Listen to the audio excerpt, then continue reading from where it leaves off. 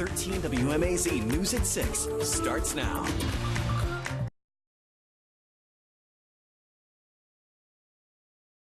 13 WMAZ News at 6 starts now. You see kids having a great time. You see the joys on their faces out there through the 6 innings of play. Half the Little League World Series in Williamsport, Pennsylvania runs right through Warner Robins this week. 13 WMAZ News at 6 starts now. We have to pass a budget, some budget, any budget. But just days ago, until the Bibb County budget is due, commissioners still unable to come to an agreement on how to fix their fiscal issues. 13 WMAZ News at 6 starts now. I may not agree with everything that the city does, mayor does, even Chief Brett Evans does. He's a good friend of mine. But just because we disagree doesn't mean we can't work together for the better of the city. Warner Robins pastor speaking a message of unity and increasing diversity in the International City's police department. Now at 6, the 2018 election season about to come to a close, the latest in the final 2 Central Georgia races. Plus, on Sunday night, this quiet Bonaire street was filled with law enforcement vehicles, and some of you are asking why. I'm Zach Merchant. Coming up tonight, we'll verify what really happened here on Peach Blossom Road. and a Warner Robins church is doing their part to give back to the community. I'm Pepper Baker, and coming up, find out how their snack sacks help kids in need. 13 WMAZ News at 6 starts now. 13 WMAZ News at 6 starts now. I saw her at her worst and have now seen her at her best. And it just gives me so much pride to see the mother that she can be to her kids. After seeing Stephanie Wright recover from a drug addiction, a Perry dance troupe and their coach decided to donate their earnings to the group that helped Wright on her journey. Now at 6, the man who confessed to killing Mercer law student Lauren Giddings was back in court. Why he says he deserves a new trial. Plus, a Macon woman still without her car after a controversial false arrest. Coming up, I'm Avery Braxton. I'll have the details of her story just to find answers. But I think everybody's going to feel the effect. I think we all should do more business. It's officially Christmas in Macon as the downtown lights get turned on tonight. Why just about everybody is excited for this holiday season. 13 WMAZ News at 6 starts now.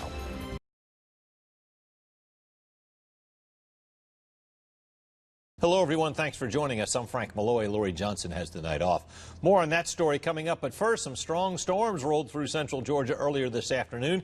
For the very latest look at what's happening now and what could happen later tonight, let's toss it over to Chief Meteorologist Ben Jones. All right, Frank, I'm going to tell you what, it was an early 4th of July this afternoon, just lightning all over the place, and now things are calm. Here's a look over downtown. It's going toward the south. On the way in a little bit, let's talk about that rain chance over the weekend. Again, maybe not just in the afternoon. That's on the way. And as these storms pass, we might see some power outages. We've seen a little bit of that today, a little bit of storm damage. Meteorologist Hunter Williams is out in the Butler Auto Storm Lab. He's all over the place. Where is he now? Let's check in.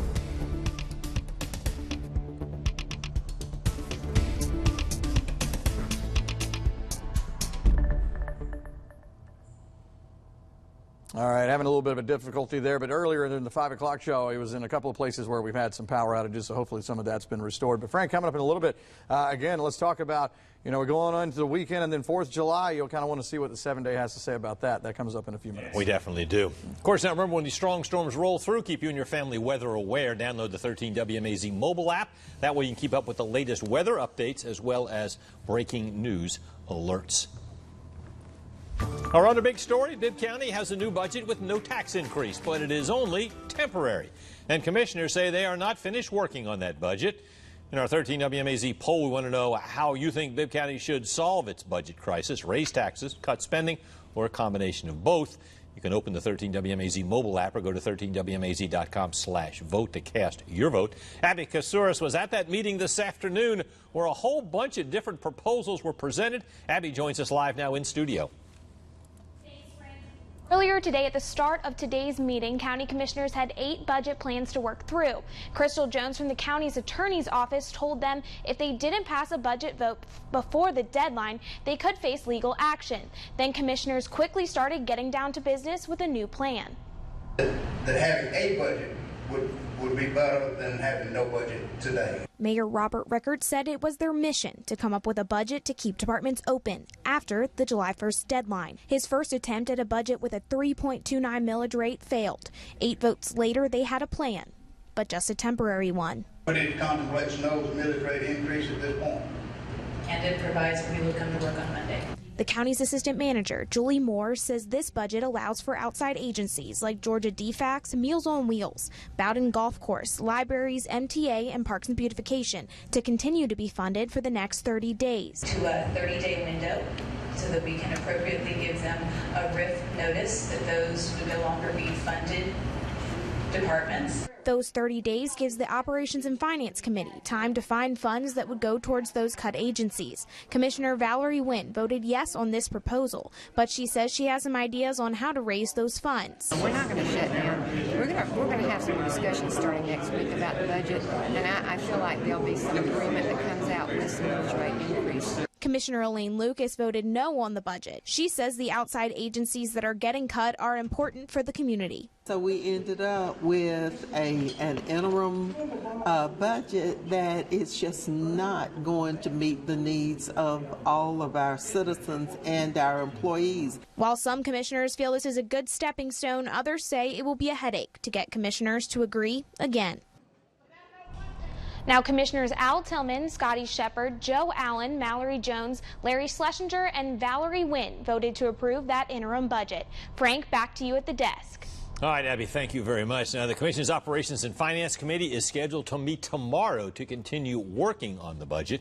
And in our 13 WMAZ poll, most of you seem to think cutting spending is the way to go as opposed to raising taxes. Well, Warner Robins pastor says he felt inspired to put a video online urging more people, especially minorities, to apply for police officer positions. Jacob Reynolds sat down with Pastor Troy Wynn to ask him why he felt the time was right to issue that challenge. Many of you have voiced your concern and opinion that there are not enough minority police officers. But there's one thing I know. The Warner Robins Police Department cannot hire minorities if minorities do not apply. In this video, Freedom Church Senior Pastor Troy Wynn urges people to apply for jobs at the police department, explaining benefits and salary and the importance of being part of a solution. He says he felt inspired after hearing people's concerns recently. There have been several complaints through citizens down through the years about not being diverse in our police department and not having enough officers based on the size of the city. Wynn says he posted the video to Facebook to try to find a solution instead of complaining. It's getting people to consider actually going to apply who would have never applied had they not seen, and you may want to edit this out, had they not seen my black face positively promoting the Warner Robins police positions that are available. Warner Robins Police Chief Brett Evans says finding quality applicants across any race or gender is often the first problem. We want to make sure that we keep the quality level to such an extent because for us it's been successful to keep down litigation, complaints, problems about excessive use of force. Candidates have to pass aptitude tests and background checks, but Evans says a larger problem is just getting more people interested. I think getting more candidates in is what the answer is. In Warner Robins, Jacob Reynolds, 13 WMAZ News. According to an open records request we filed today, the department has 54 officers. 46 of them are white men. Chief Evans says they've started using a new billboard, videos, and benefit pamphlets to try and bring in new recruits. Well, a huge fire tore through a Macon business today at a warehouse for a utility construction company out on Guy Payne Road. Macon Mid Fire Department Battalion Chief Ronnie Napier says the first call came in around 1 o'clock this afternoon. When crews arrived, they found the American Infrastructure Technologies Corporation building engulfed in flames. Around 10 fire vehicles and close to 30 firefighters responded. It took about 30 to 45 minutes to get that fire under control, but not before, according to Chief Napier, acetone and other chemicals stored inside the building exploded. It was pretty big. It was when it finally reached its ignition point, it blew through the top of the roof and had a huge fireball out the top. That was all the product that was inside. Chief Napier says the Environmental Protection Division has been told about the chemical explosion. He does not think there is any environmental risk. Nobody was hurt. Law enforcement looks for safe driving on the roads, but also on the water. The Department of Natural Resources says boating under the influence is the leading cause of accidents on lakes and rivers. Ensley Nichols is live at Lake Sinclair to explain how you can avoid getting a BUI. Well, Frank, we couldn't get out on a boat today because of the bad weather, but people are still preparing their boats here at the marina. And a crew member here at the marina says sometimes people can get a little too reckless before getting out on the lake. And just do a loop, do a cleat, go one side over. Spencer Lowe spends a lot of his time out by the water and by boats. He says during his time out here, he has seen it all. Slam his boat into a dock, go up on a seawall, and have it was like one of those $80,000 BBC pontoons, rip a whole pontoon off, and we had to pull it in, bring it up. He says most of these problems happen when people are being careless. A sloppy, not really kind of structured way of just kind of, I guess, courtesy for others, is how you could say. Lowe says some people act reckless because they think the laws are different about drinking on a boat. Recklessness comes from just immaturity towards boating and people not knowing much about what to do or just kind of not really caring that much. A lot of the same rules that apply for drinking and driving a car also apply to boating. Law enforcement say that if you drive a boat with an alcohol percentage of higher than a .08, you can get arrested for a BUI. Lake Sinclair usually reports 13 to 16 BUIs a year, and they say they've already had 10. Moving forward, they want to keep those numbers low, which means keeping their eyes out for reckless activity. Any dangerous operation, reckless, jet skis, too close to each other, anything like that, is enough that we'll come in and, possibly check to see if someone's under the influence. DNR says you are allowed to drink on a boat, but if you're the driver, you have to stay below the legal limit. I mean, passengers can drink, have a good time. You still can't be drunk in public, but you can still have your alcohol. If not, you can be arrested and lose your boating privileges for a year. For 4th of July weekend, DNR says they will be looking for any reckless activity out on the water. Yeah, we want to keep the people that are on the water doing the right thing. We want to keep them safe, and the people that are under the influence, we want to keep them safe as well by getting them off the water. DNR says that this weekend and into next week, they will have more game wardens out here at the lake to make sure that everyone stays safe and doesn't drive a boat under the influence. Live at Lake Sinclair, Ensley Nichols, 13 WMAZ News. All right, thanks very much, Ensley. Now, of course, there are plenty of ways to celebrate the country's 242nd birthday next week if you're not going to be out on the water. Bibb County will hold its annual Sparks Over the Park at Lake Tobesofkee Wednesday. You can start the day by swimming, boating, and sunbathing at the lake before enjoying a concert from Loose Screws. That starts next Wednesday at 6. Fireworks next Wednesday at 9:15.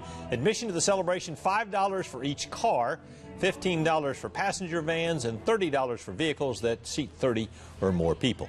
And, of course, on July 3rd, which is this coming Tuesday, the Warner Robins Independence Day Concert, where you can see Hunter Hayes perform at McConnell-Talbert Stadium along with Betty Cantrell. Gates will open at 6 p.m. You'll want to tune in to 13 WMAZ. Ben and I will be live for our 5 and 6 o'clock newscast at McConnell-Talbert Stadium. We'll have everything you need to know about the concert. We'll be taking a closer look at the impact Robins Air Force Base has on the community in the international city. You can find a full list of other Independence Day celebrations all across Central Georgia. That's on our website, 13WMAZ.com.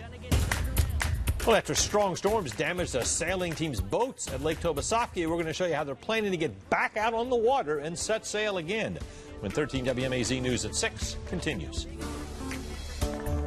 Hello, everyone. Thanks for joining us. I'm Frank Malloy. And I'm Laurie Johnson. More on the Southeast Regional Tournament in the International City in just a few minutes. But first, strong storms rolling through Central Georgia now. Yeah, it's been the story over the past several hours. Let's toss it over to Chief Meteorologist Ben Jones for a look at what's happening right now. Yeah, guys, it is active, and now it's kind of shifting from where it was right here in Macon to now toward the south and east.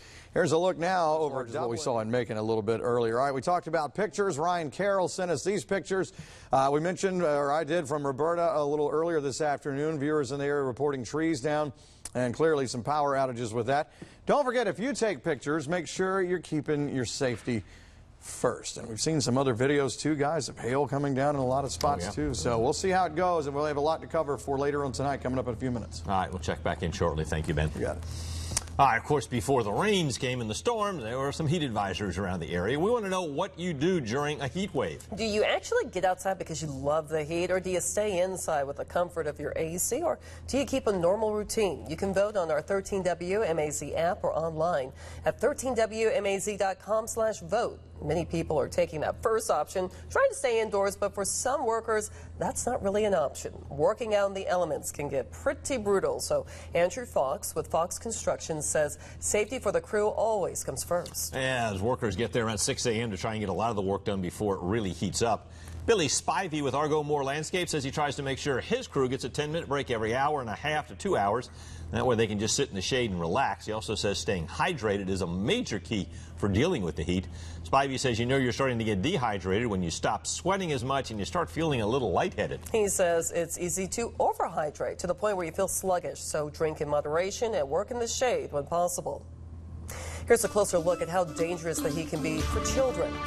The governor's office for highway safety says last year 42 children died of heat stroke, and that Georgia is in the top 6 states with higher deaths for children 3 years and younger.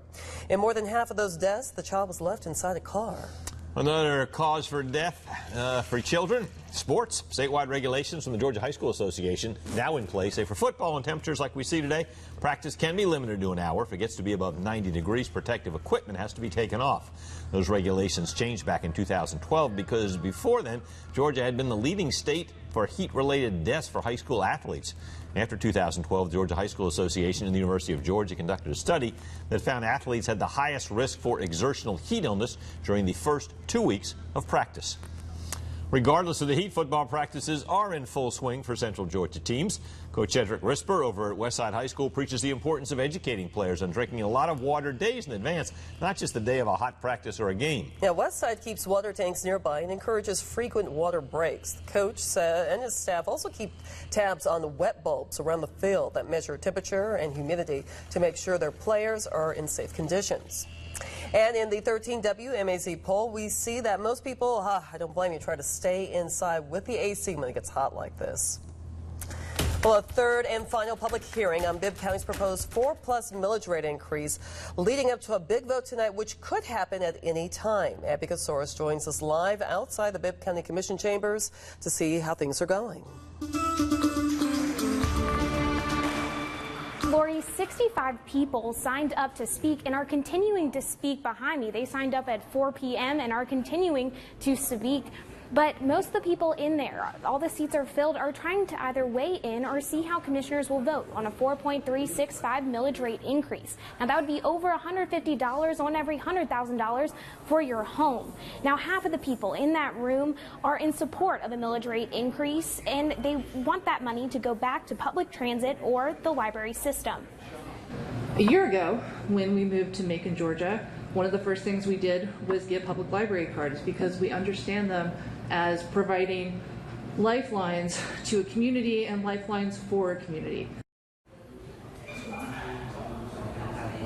Now, the libraries people are trying to raise support in order to get the millage rate to be approved. Now, the vote was supposed to take place at 6 p.m. That is obviously being pushed back, but we'll continue to keep you updated on 13WMAZ.com. In Macon, Abby Kasoris, 13WMAZ News. Thank you, Abby. That millage rate increase needs support from at least 5 commissioners to pass, and several have already said that the proposed increase is too large. Some of the best young baseball players from around the South in Warner Robins competing at the Southeastern Little League Championship Tournament. Zach Merchant is there. We join him live at the ballpark. As for a lot of Little Leaguers in the Southeast, this might be the biggest tournament of the summer. And for a lot of people here in Houston County, it might be the best opportunity to see what many people might call baseball in its absolutely purest form. But this year, some say there are more empty seats in the stands than usual. For Kent McCall, youth sports are about more than just the score. I understand some kids, that's just not their thing. But I think that kids that don't have that opportunity are really missing out. because it is life lessons. McCall's a fixture in Warner Robins now. He's owned and operated McCall's restaurant for nearly 30 years. But back in the early 90s, he was also known for his time in the dugout. I coached for the city, and we played Dixie boys and girls. He stopped coaching just around when the Warner Robins Little League complex was built, but he says he was always excited to see it busy during tournament time. Oh, there were cars everywhere. You didn't really want to go down Co and Walker, you went out and around it. Because it was so full. So full. This year, though, he says things are different. I've seen next to nothing. I really have, and I don't know why that is. Southeastern Region Little League Assistant Director Matt Weber confirms that attendance has been down this summer. Softball was a little lower than we expected. Baseball hasn't been bad.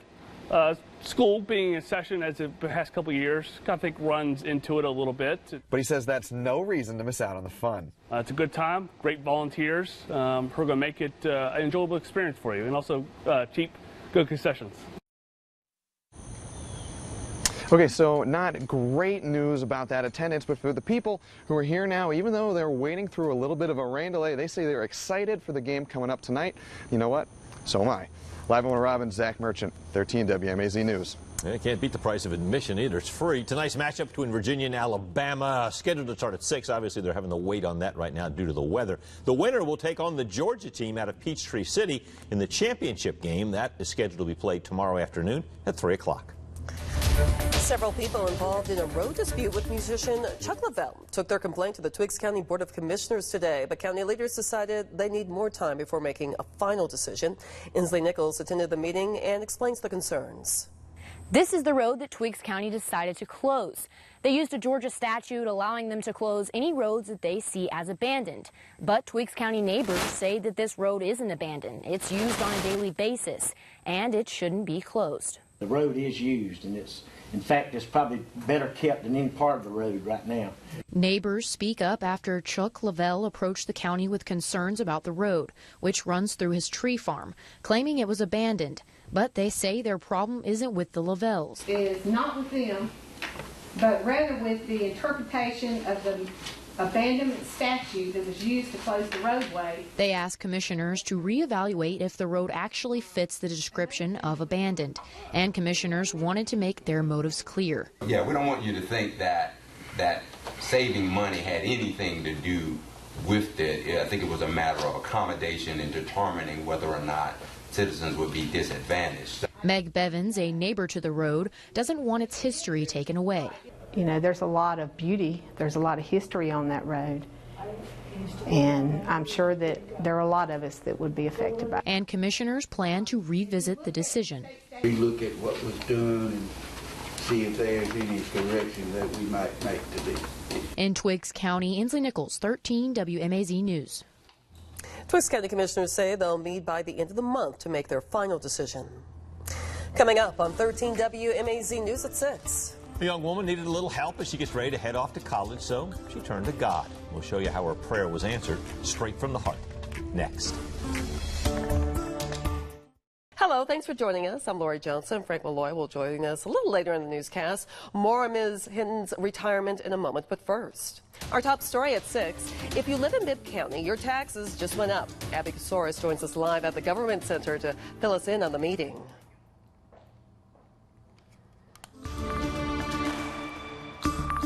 The committee votes have ended in a 5-4 split, and this vote was no exception. However, there was one surprise. Scotty Shepard voted to approve of that $3 million increase. He had voted against it last week. Shepard said he changed his mind because he wanted to restore funding to agencies before they had to close. Mallory Jones, however, supports a $2.76 million increase and voted no again today on that $3 million. He says he won't vote to approve a millage rate without knowing where the money is going. It's like we have a curtain over here and we're buying a car behind the curtain. I don't know if it's an old beat up pickup truck or is it a brand new Ford or Chevy or Lexus or whatever. So for me to say I agree to a 3.0 when there's no corresponding budget defies logic to me. I just think we did the best we could because this animal started out at a 5.0 and we worked ourselves pretty hard to bring it down to the 3.0. So it's a situation that just, you know, we had to make some tough decisions. Now, that tax increase will be able to generate $12 million worth of tax revenue. Commissioners have already voted to approve of $17 million of funding for outside agencies. Now they're going to have to make about $5 million worth of cuts. A special called Operations and Finance Committee meeting on Monday is where they're going to hope to start. Jones says that he has a plan that includes a 2% contribution plan for employees to pay into their pensions. In Macon, Abby Casoris, 13 WMAZ News. Thank you, Abby. Now, as for who voted for and against the millage rate increase, Commissioners Elaine Lucas, Bert Bivens, Scotty Shepard, Virgil Watkins, and Al Tillman voted yes. And Joe Allen, Mallory Jones, Larry Schlesinger, and Valerie Wynn voted no. That $3 million increase will increase the tax bill for the owner of a $100,000 home by $120, less if you have a homestead exemption. If you're trying to check out a book at the Washington Memorial Library in downtown Macon today, you're out of luck. It was closed. But good news at today's meeting, Bibb County Commissioners also approved $238,000 in emergency funding. That will allow the libraries to be open for 1 month, and the county actually gave Jennifer Lotzenheiser, the director of the Middle Georgia Regional Library System, a check for the funds to reopen. Lotzenheiser says Washington Memorial Library will open on Monday. The Lamford and Shirling branches will open on the 22nd, and the Riverside branch will open on August 27th. And for now, the Walker Road landfill in Bibb County will close 2 days a week. The county says they need that time to improve the landfill's rating with state inspectors. Crews need to make road repairs, cut grass throughout the landfill, fix and replace drainage pipes, and more. The landfill will be closed on Tuesdays and Thursdays through the end of August and will be open to the public on Mondays, Wednesdays from 8 to 4 and on Saturdays from 8 until noon. It's a big week for job seekers in Central Georgia. Yesterday, Robins Air Force Base announced plans to hire 1,200 new employees within a year. Zach Merchant was at the announcement yesterday. He joins us today live in studio to explain how some students are getting ready to apply. Yeah, Lori, we got a lot of questions about this yesterday. A lot of you at home wanted to know, what can you do to get qualified for jobs on the base, especially if you don't have a lot of prior experience. At the announcement yesterday, General John Kubinick specifically highlighted Robins' relationship with Central Georgia Technical College. So today, we visited campus to learn how they prepare students for careers on the base. They add together. It was only his second day at Central Georgia Technical College, but Cameron Coleman already has an eye on his future. There's a lot of people that come and say, hey, go to the base. It's a great place to work because there's so many opportunities. Coleman's enrolled in the school's electronics certificate program and says the base's job announcement could not have come at a better time. And hopefully something like this came up, and it did. Oh yeah, God worked it out. And experts like Houston County Development Authority Executive Director Angie Giesling says he's doing exactly what job seekers should be, especially if you're worried you're not completely qualified for the 1,200 new job openings. If you don't think you've got the skills for the jobs that are there, work with someone, particularly at Central Georgia Tech. Michael Engel, Dean of the college's Aerospace, Trade, and Industry Department, says they teach the next generation of Robins employees. We have supplied thousands of base's current workers, and we'll continue to train that workforce for generations to come. The base is especially looking for aircraft maintenance personnel and engineers, and Engel says Central Georgia Tech has plenty of programs that can prepare students for those roles, sometimes in a year or less. They know they can, in a very short period of time, be out there working in the industry. These are people that are ready to go to work, want to go to work. Now, if you're interested in a full list of degree programs offered at Central Georgia Tech, or you want to learn how to apply, you can visit our website, 13wmaz.com. Lori, back to you. Thank you, Zach. You can also find information on how to apply for these new jobs at Robins on our website. Now, it's already gotten a lot of interest. The base's application website briefly crashed yesterday morning because too many people tried to log in at once. All right, we're out here at the Ed DeFore Sports Complex. The Ed, I'm going to tell you what, thunderstorms are nearby. Not here right now, but the good news is it's knocked the number down here a little bit with clouds and a little bit of a breeze, 87. Let's go to the map and show you what's up. Butler Auto Storm Lab doing the work out here this afternoon, keeping up with temperature as we get on into the Skycam. It's been warm between some for the first week of football Friday night. We'll talk about that and the 7-day up in just minutes. We're live here, football, just not long away from now. It's going to be great, guys. So exciting. Thanks a lot, Ben. We'll talk to you later. After 14 years, Washington County schools will have a new superintendent next year. Pepper Baker met with the current superintendent, Donna Hinton, to find out why she's retiring and talk to others about how she's made such a positive impact. My mom used to always say, you need to make sure that whatever you chose as your career, that it was something that you absolutely loved. After 35 years as an educator and 14 as Washington County superintendent, Donna Hinton decided this year will be her last. I think what was the turning point for me was the fact that I lost my mom last year, and my dad is now at home, and I want to make sure I spend some quality time with him. Hinton oversaw a $20 million project for a new building and athletic facility for Washington County High School. She also enhanced the fine arts program and pushed to increase graduation rates from about 60% to around 90% of the 800 high schoolers. Principal Alan Gray says her success comes from her relationship with the students. You have principals, you have superintendents that if you go out, the students don't even know who they are. But for a superintendent to walk them halls and students say, hey, Dr. Hinton, that speaks volumes. And 9th grader Ashley Gray seems to agree. If you see her walk through halls, she's either speaking and she'll brighten up your day. You'll be like, oh, there she goes, and you'll smile anyway. Like, it's so awesome seeing her around the hallways. Y'all ready? Ready for Friday? Hinton's 35-year career in education will come to an end next June, and she says being involved with the students is what she'll miss the most. In Washington County, Pepper Baker, 13 WMAZ News. And Ms. Hinton was born and raised in Baldwin County. She began her teaching career in 1984 as a first-grade teacher in Wilkinson County. Trying to, keep it together today and not cry, at least in front of him. But, I'm excited, and it's time. He's prepared, he's ready to go, and so I have to do the same. Now I'm going to cry. Man, this morning, parents like Stephanie Christian said their final goodbyes to their children during move-in day at Georgia College. More than 400 volunteers helped move over 1,000 students into dorm rooms. As soon as freshmen and their parents pulled up, members of the CAT crew took all of their belongings out of the car and into their rooms. Now, some of the streets near the campus in Milledgeville were closed this morning, but they are all now open. Her name is synonymous with respect. That song just took off, and that song, Respect, ended up becoming her first Grammy as well. And from there, her career took off. People are remembering the Queen of Soul, Aretha Franklin. She passed away this morning at her home in Detroit. The 18 Grammy Award winner suffered from pancreatic cancer.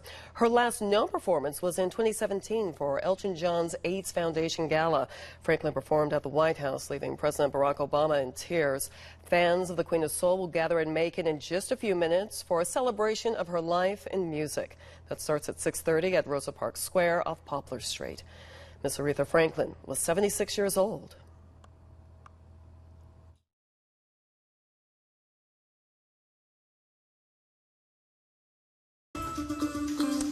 It is election night, and throughout the evening we will have team coverage on all of the major races. Right now our team is in Atlanta with the Abrams campaign, Athens with the Kemp campaign, and a Houston County polling location, just to name a few spots. One of the major races on the ballot tonight, the one for governor. If a winner is decided tonight, either Republican Brian Kemp, Democrat Stacey Abrams, or Libertarian Ted Metz will replace Nathan Deal. If not, a runoff will be held December 4th. We start our team coverage of election night by heading to Athens, where we check in with Chelsea Beimfor live at Kemp headquarters.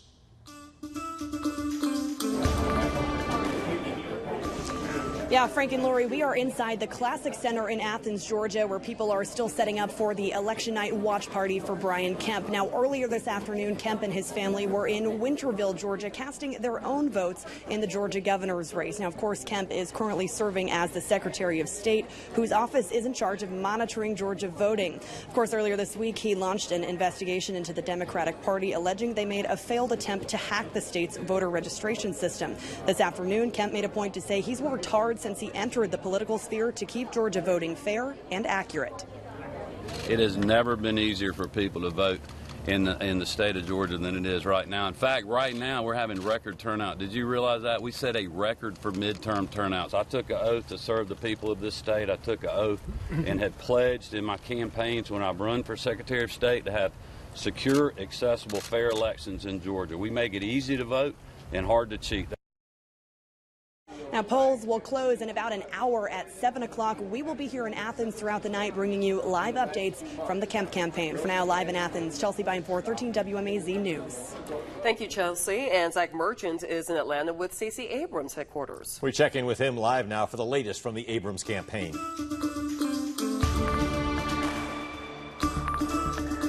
We're inside the main ballroom at the Hyatt Regency in downtown Atlanta, where Stacey Abrams hosting her election night party tonight. Right now, not too many people in the ballroom, but the party doesn't start until 8:30. Security tells us they're expecting a big crowd. That's welcome news to folks inside the Abrams campaign. All day long, they've been saying that turnout is a vital issue in this race. Now, people all across the state, as we've told you, have been heading to the polls today, and others have been volunteering with campaigns to help make one last push to get people to vote. Creed Dunn, a Mercer University student, he spent the day volunteering for the Abrams campaign after he says her economic message convinced him to stray from the Republican Party.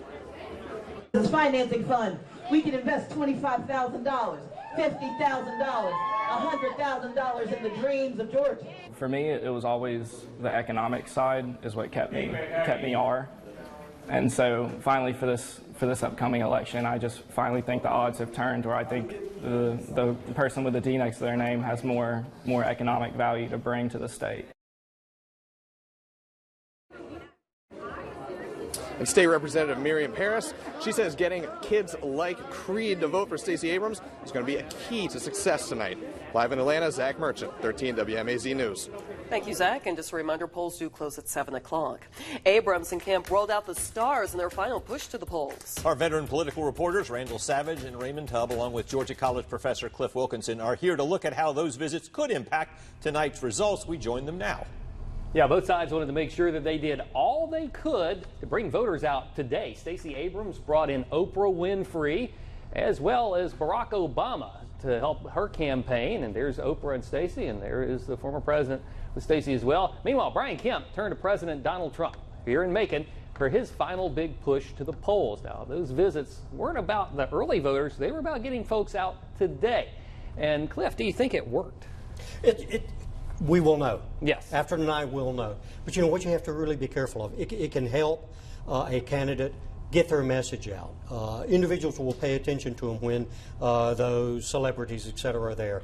But also what you have to be careful about is it could have a backlash. You know, here you have these outsiders coming in. Of course, individuals like former President Obama, very well respected, et cetera, but that Hollywood type, oftentimes you get backlash from having some of those Hollywood actors come in and tell us what Georgia should be like. Now, earlier tonight, Randall and I were both talking about this blue wave that's been talked about even back to 2014, but since that race, it's always been around 53, 54% for the Republican, right around 45 or so percent for the Democrat. What's different this time, do you think? Excitement, apprehension. In fact, it's anecdotal, but you can get in the voting lines. You can talk to individuals, and they're nervous about the outcome. And that's on both sides, Democrats and Republicans. And that is not typical in a midterm election, especially when the economy is so hot as it is now. Randall, your thoughts? Well, yes, I think it had an impact. If you saw the turnout that Mr. Trump had at here in Macon this past weekend, there were thousands of people showed up.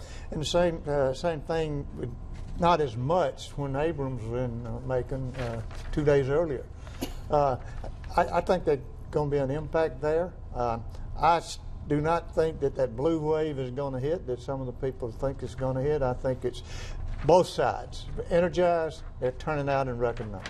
We'll find out for sure coming up in a little less than an hour. The polls are going to be closing, then the vote count will start, and of course we'll have all the results for you guys. Frank and Lori. Thanks so much, gentlemen. We'll talk to you soon. Yeah, folks came out by the thousands to cast their ballots early, but are we in the final hour of midterm election voting? And Central Georgians continue to check off their boxes. Abby Casoris joins us live at the Warner Robins Recreation Center. Yeah, Frank and Lori, these workers have been working hard here, trying to make sure that the steady stream of people that they've been seeing coming in throughout the day can get their ballots cast. Now, I also talked to the manager here, Clay Lear. He says so far they've seen about 1,400 voters. Now, that's more than the presidential election here at the Warner Robins Recreation Center. Now, those people have been coming in throughout the day. They're expecting more people as people get off of work. Lindsay Franks is 5 months pregnant and has 2 other kids at home. A focus on education and cutting unnecessary spending were some of the most important issues for her during this election. None of my children are in school yet, so who gets in office now will greatly affect everything for my son, who will be starting kindergarten next year. Now, the polls here in Houston County will stay open until 7 p.m. And now if you're in line and that line is still moving at 7 p.m., you will be able to still get your vote cast. But after 7 p.m., that is the cutoff. In Houston County, Abby Casoris, 13 WMAZ News. All right, Abby Casoris reporting live in Houston County at that polling place. It looks like a lot of folks turning out to vote today. Avery Braxton monitoring things around Bibb County. He joins us from Northeast High School, where the voters are still coming in.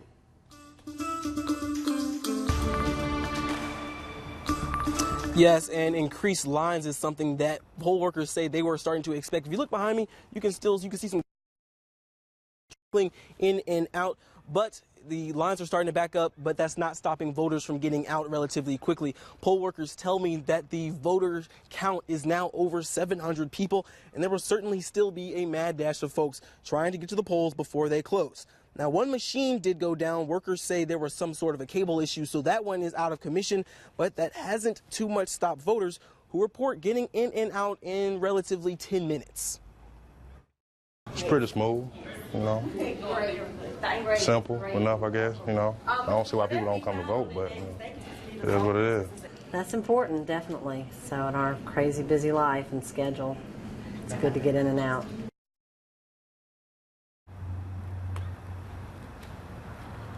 Now, polls will be closing in just under an hour. If you haven't voted, make sure you go check that voter precinct card and get to the polls. Reporting from Macon, Avery Braxton, 13 WMAZ News. Thank you, Avery. Among the many races tonight, 2 candidates running for Georgia House Seat 144. Sabrina Burse joins us on Watson Boulevard at a polling place to tell us about those 2 candidates. I'm here in Houston County. That's one of the 7 different counties that makes up House District 144. We've got 2 different candidates vying for your vote. That's Democrat Jessica Walden and Republican Danny Mathis. They're going head to head, and the winner will replace current Republican incumbent Bubba Epps, who decided not to seek re-election. Right now, candidate Mathis is in Cochran and candidate Walden is in Bibb County. For now, in Houston County, Sabrina Burse, 13 WMAZ News. And before Inslee Nichols begins coverage on the Monroe County Sheriff's race, she'll stop by the commission meeting for the vote on the slaughterhouse. Now, the County Planning and Zoning already approved the plan and now moves on to full commission. Proposal calls for the slaughterhouse to be located on Highway 42 in Forsyth. Commissioners will hear from people living around that area, get their thoughts about the meat processing house. Well, after some storms that rolled through, we ended up with some sunshine for a little bit, and that might be the majority of the sun that we see for the rest of the week. It could be Saturday before it comes back out like that. Here's a look over downtown. We're about to come all back in for another few days. I'll show you that and the 7-day. It's got some cold stuff on it toward the end. That comes up in just minutes. A little bit of everything out there. Oh, yeah, we got it. All right, thank you, Ben. As we go to break, today marks 2 years since Peach County Deputy Daryl Smallwood and Sergeant Patrick Sondron were killed in the line of duty. The 2 responded to the home of Ralph Elrod after a dispute among neighbors. When the officers arrived on scene, Elrod opened fire, killing Sondron and critically wounding Smallwood. Smallwood died a few days later. Elrod pleaded guilty to the crime in September.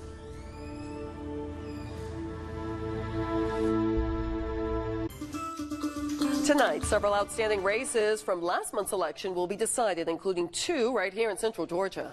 In Monroe County, votes are being cast for the next sheriff. Ensley Nichols is live outside one of the polling locations. Ensley, it's a big race. What's turnout been like today?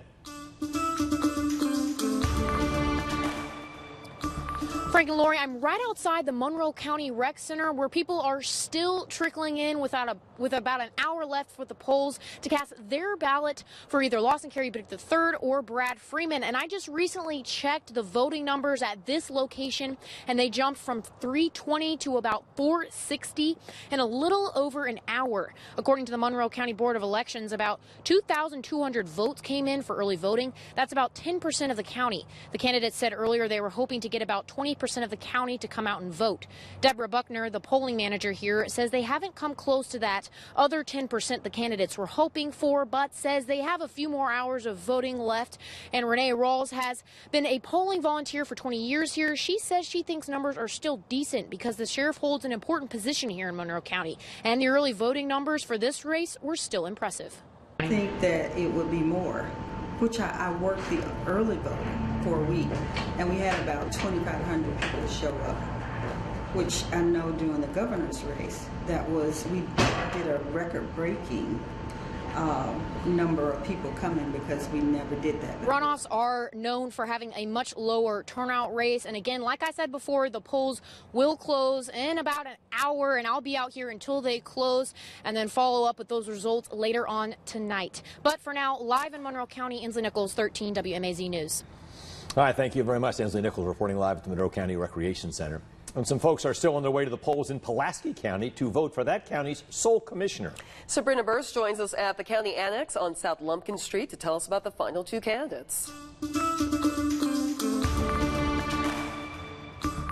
Inside of this building, just behind me, there is a line of voters waiting to cast their vote for one of the candidates in this runoff. The race between Jenna Mashburn and Tim Young will decide who's going to replace Butch Hall, who resigned. Now, Mashburn and Young have called Pulaski County home for decades. Now, Mashburn worked as a medical sales rep for the last 17 years, and Young served as the Hawkinsville city manager for the last 4 years. The sole commissioner typically serves 4-year terms. Misha Jackson lives here and says she just hopes everyone takes voting very seriously. It is very important because that's a lot of responsibility for one person. So we don't have a group of people to make decisions. It's just one. So it's important that we pick the right person. Polls close at about 7 o'clock, so you have some time to still come out and cast your vote. For now in Pulaski County, Sabrina Burst, 13 WMAZ News. Thank you, Sabrina. Probate judge and interim commissioner Jeff Jones says since Butch Hall resigned in the middle of his term, the winner of this race will serve for the next 2 years. Georgia voters will decide 2 statewide races tonight as well. Republican Brad Raffensperger and Democrat John Barrow are running to become Georgia's next Secretary of State. And Republican Chuck Eaton and Democrat Lindy Miller are running for Georgia Public Service Commissioner in District 3. And the polls close at 7 o'clock. Results tonight here on 13 WMAZ and, of course, online on 13WMAZ.com. It's been 2 days since police descended on a small road in Bon Air. A lot of you have been asking us and each other questions about it. So today we set out to verify exactly what happened on Peach Blossom Road this weekend. Zach Merchant brings us the answer. It's a normal day for traffic here on Peach Blossom Road, but just a few days ago, this street looked a lot different. I really can't see them blue lights. They're really bright.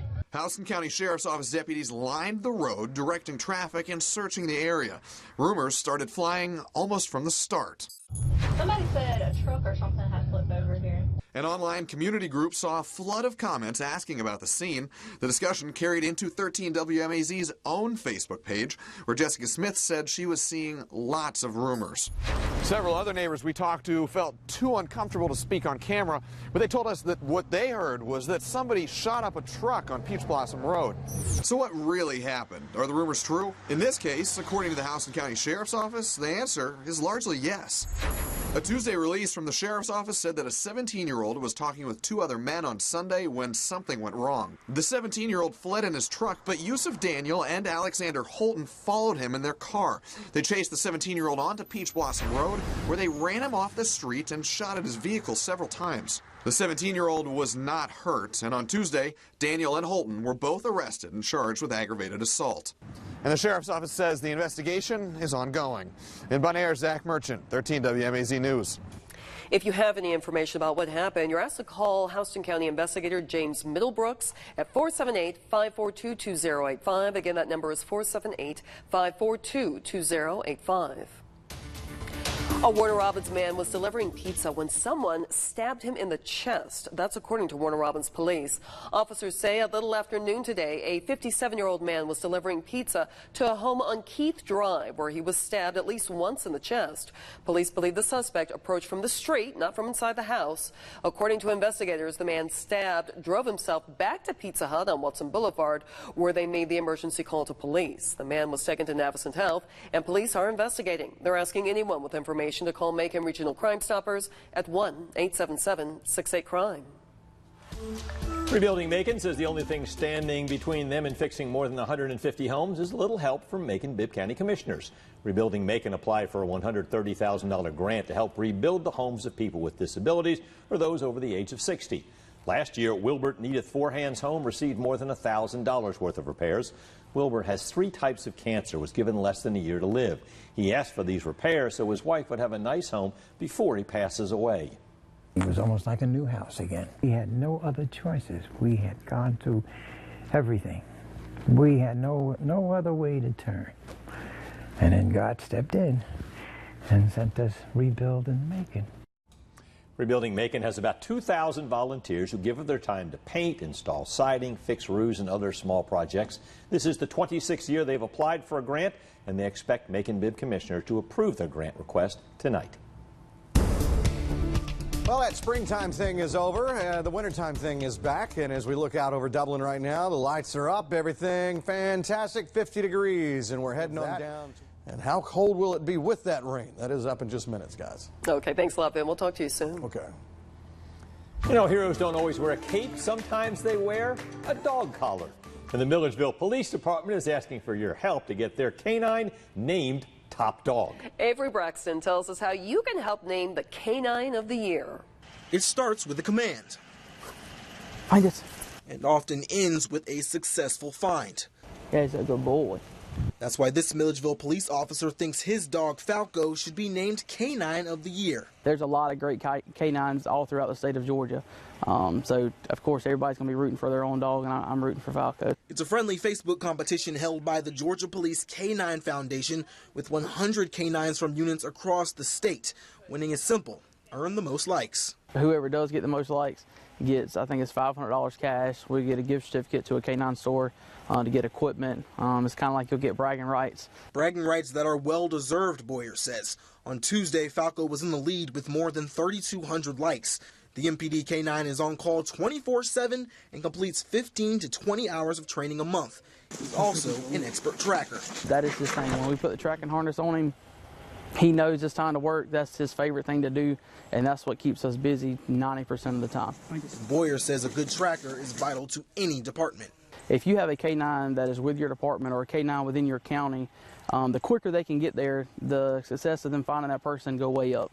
Falco has successfully completed 12 searches for people in 2018, making him a dang good dog and a very valuable companion. Voting for the Georgia Police K9 Foundation's K9 of the Year competition ends on December 8th. Reporting in Milledgeville, Avery Braxton, 13 WMAZ News. And to vote for Falco, you can look for this story on our website, 13WMAZ.com. Do that after the newscast, right? Okay. It's the season of giving, and one Warner Robins Church wants to make sure students in the International City have enough to eat over the weekend. See how when 13WMAZ News at 6 continues. And the Perry Festival of Trees has a unique edition this year in honor of our 65th anniversary at 13 WMAZ. Students at Mossy Creek Middle School created a 13 WMAZ themed tree with old pictures, unique ornaments, and even some familiar faces. The tree is being auctioned off. Marv! Started at $200. You can check it out at the Perry Welcome Center. I wouldn't even have to decorate that one. No, just put it in the living room. Liking it. Good stuff.